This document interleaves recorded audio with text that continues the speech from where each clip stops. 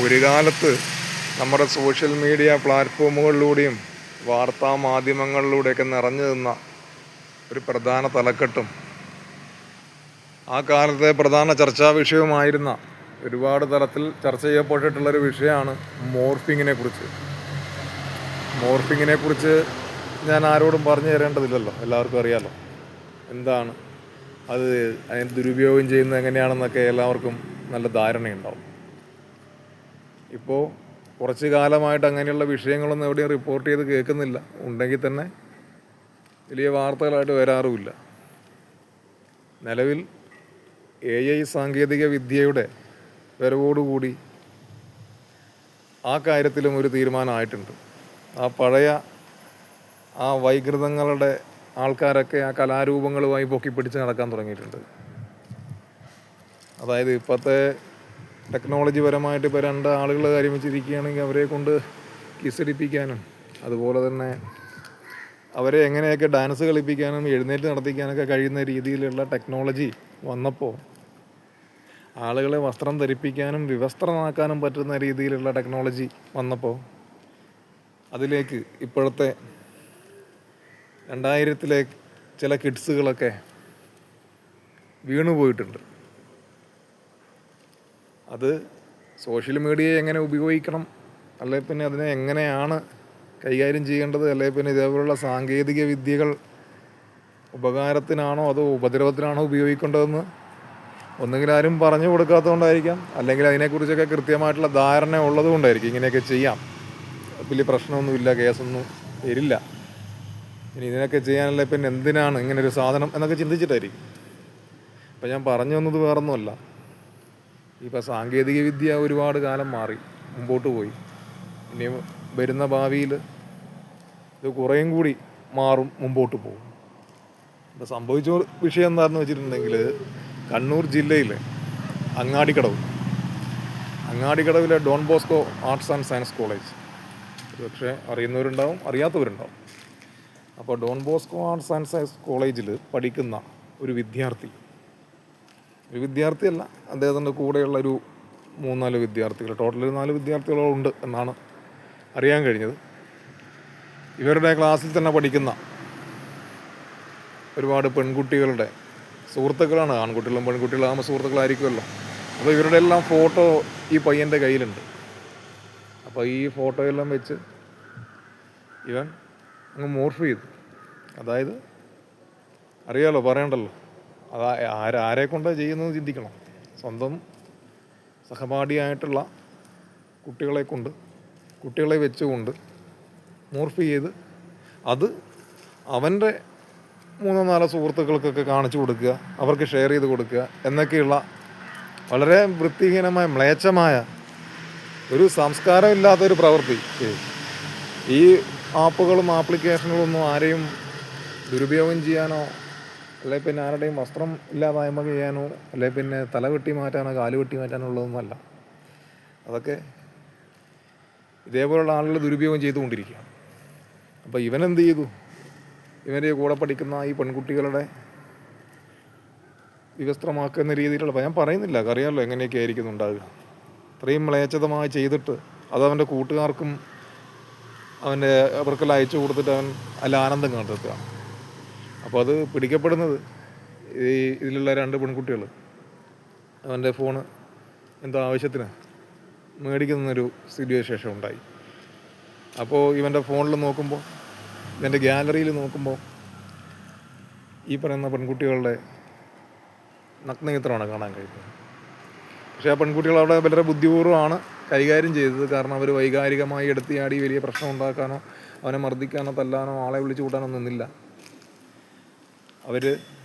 അത് നേരെ ചെന്ന് അവരെ പഠിപ്പിക്കുന്ന മിസ്സിൻ്റെ അടുത്ത് ഇങ്ങനെയൊരു ദുരനുഭവം, ഇങ്ങനൊരു സാധനം അവിടെ കിടപ്പുണ്ടെന്ന് അറിയിച്ചു.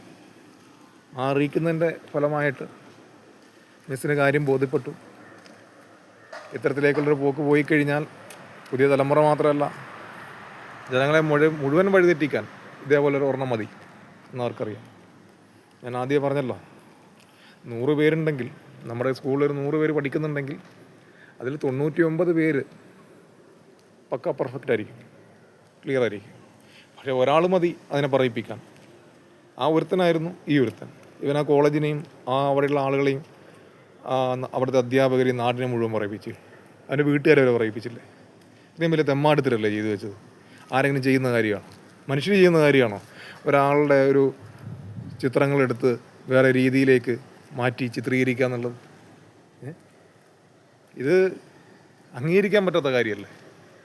അപ്പോൾ ആ വിഷയമായിട്ട് ബന്ധപ്പെട്ട് അത് അവർ കോളേജ് അധികാരികളായിട്ടുള്ള മാനേജ്മെൻറ്റ്, അവരുടെ പ്രിൻസിപ്പൾ അടുത്ത് വിഷയത്തി ഫോൺ പിടിച്ചെടുത്തു. ഫോൺ സെർച്ച് ചെയ്ത് നോക്കിയപ്പോൾ അവർ മൊത്തത്തിൽ ഞെട്ടിപ്പോയി.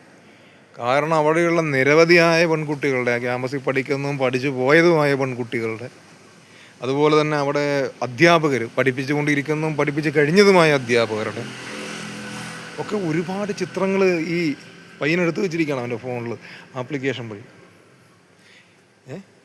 പഠിക്കുന്നു ഈ പയ്യൻ പഠിക്കുന്നത് തന്നെ, ഇവൻ പഠിക്കുന്ന MSW എന്ന് പറഞ്ഞാൽ മാസ്റ്റർ ഓഫ് സോഷ്യൽ വർക്ക്. അപ്പോൾ ഈ ഡിപ്പാർട്ട്മെൻറ്റിൽ പഠിപ്പിക്കുന്ന സോഷ്യൽ വർക്ക് അവർ പഠിപ്പിക്കുന്നല്ലോ കേട്ടോ. ഇവൻ പഠിക്കുന്ന സോഷ്യൽ വർക്ക് ഇങ്ങനെയാണ്. അപ്പോൾ എന്തായാലും കോളേജ് അധികാരികൾ കൃത്യമായിട്ട് നല്ല നടപടിയെടുത്തു. ഇത്തരത്തിലുള്ള പേക്കൂത്തുകൾക്ക് കടിഞ്ഞാനിടുന്ന രീതിയിൽ അവർ എല്ലാവരെയും വിളിച്ചു കൂട്ടി. അവർ ജനങ്ങളെന്ന് പറഞ്ഞിട്ടുണ്ടെങ്കിൽ അവരുടെ PTA മീറ്റിംഗ് വിളിച്ച് മുഴുവൻ മാതാപിതാക്കളെയും വിളിച്ചു വരുത്തി, എല്ലാവരെയും വിളിച്ചു വരുത്തി, വലിയൊരു ചർച്ച നടത്തി. വിദ്യാർത്ഥി യൂണിയനിലുള്ള ആളെല്ലാം വിളിച്ച് അതൊക്കെ ചർച്ച നടത്തി. എല്ലാ തലത്തിലും നല്ല ചർച്ചകളും കാര്യങ്ങളും നടത്തി. ഇവർ ചെയ്ത കാര്യം എല്ലാവരെയും അറിയിച്ചു. അവസാനം ഈ തെറ്റ് ചെയ്ത പിള്ളേരുടെ മാതാപിതാക്കളെ വിളിച്ചു, അവരോടും സ്റ്റാൻഡ് അന്വേഷിച്ചു. എല്ലാവരും ഒരൊറ്റ കാര്യത്തിൽ പറഞ്ഞു, അവരെ ഡിസ്മിസ് ചെയ്യും. വളരെ നല്ല തീരുമാനം. ഇതൊന്ന് സസ്പെൻഡ് ചെയ്ത് നമ്മൾ കോളേജിൻ്റെ റെപ്യൂട്ടേഷൻ നഷ്ടപ്പെടും എന്നൊക്കെ വിചാരിച്ച് നമ്മൾ ഇത് മൂടി വെക്കേണ്ട ഒരു വിഷയമല്ല. അതുകൊണ്ട് അങ്ങനെ മൂടി വെച്ചിരുന്നെങ്കിൽ ഇതേപോലുള്ള എത്ര പെൺകുട്ടികൾ, എത്ര അധ്യാപകർ അവിടെ ഇവൻ്റെയൊക്കെ ഇത്തരത്തിലുള്ള തെമ്മാടിത്തരത്തിന് ഇരയാണ്ടി വന്ന. നല്ല കൃത്യമായിട്ട് അവർ നല്ല സ്റ്റാൻഡ് എടുത്തു, അവർ ഡിസ്മിസ് ചെയ്തതാണ്. വളരെ നല്ല സ്വാഗതമായ തീരുമാനമാണ്. അതറിഞ്ഞപ്പോൾ ഒരു സന്തോഷം. കാരണം ഇതേപോലെയുള്ള ക്രിമിനലുകൾക്ക് അവരെ അറസ്റ്റ് ചെയ്തു പോലീസ്. ഇനി ആരെയൊക്കെ അറസ്റ്റ് ചെയ്യാനുണ്ടെന്ന് തോന്നുന്നു, അതിനെക്കുറിച്ച് കൃത്യമായി അറിയില്ല. പക്ഷേ മെയിനായിട്ട് പോകേണ്ടവനൊക്കെ പിടിച്ചിട്ടുണ്ട്.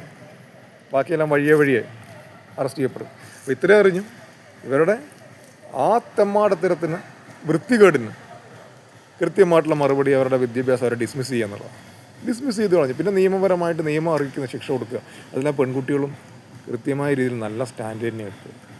അവരുടെ നല്ല സ്റ്റാൻഡായിരുന്നു. കാരണം അവരിത് അലമ്പാക്കി പ്രശ്നമാക്കി കാറി കൂവി ബഹളം വെച്ചിരുന്നെങ്കിൽ ഒരുപക്ഷെ ഇവനെല്ലാം ഡിലീറ്റ് ചെയ്യാൻ ഇതൊക്കെ നശിപ്പിച്ച് കളയാൻ കഴിഞ്ഞാണ്.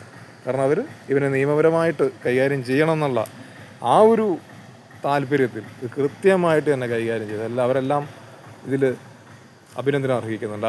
മെയിനായിട്ട് അതിൻ്റെ പ്രിൻസിപ്പളും അവർ അധ്യാപകരും കുട്ടികളെ സപ്പോർട്ട് ചെയ്ത ആളുകളും, അതുപോലെ തന്നെ മെയിനായിട്ട് ഈ വിഷയം കൃത്യമായ രീതിയിൽ ഓരോ പ്രതികളെയും കൃത്യമായ രീതിയിൽ കൈകാര്യം ചെയ്ത് നിയമത്തിൻ്റെ രീതിയിൽ തന്നെ അവർക്കുള്ള ലോക്ക് കൊടുത്ത കേരള പോലീസും കരിക്കോട് പോലീസ് എല്ലാം കൃത്യമായി നല്ല ഇതാണ് ചെയ്തിരിക്കുന്നത്.